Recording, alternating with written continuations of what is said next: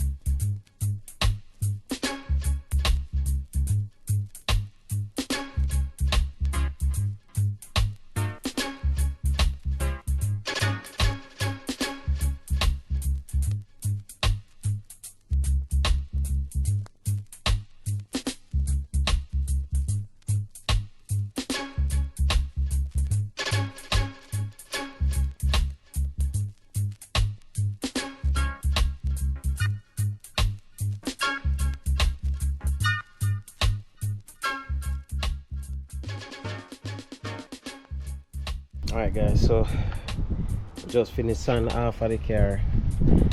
We do the top and the side. We'll mark it with the tape. So I'm gonna do now, finish power wash it off, dry it, and then set up the machine for do a quick pass on it with the compound that we have. It's a finishing compound, so we're gonna use that to see if we can get the clear to come back. Alright, so stand by.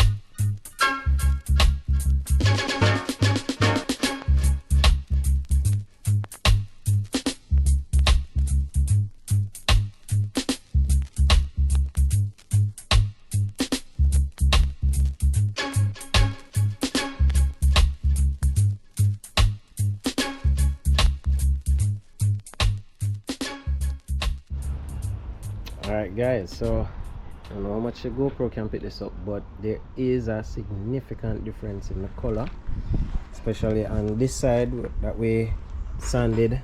And we just did the first pass of the buffing machine with some 3M compound. Does seem to want some more on right here. Make a final pass with it over on his side, but you can see the difference, especially at this angle. That over there is just all messy and oxidized, but once we sanded this side, got a clean surface, and then we use the 3M compound. Well, the texture is very smooth right now, but you can see that it is a far different finish from over on this side.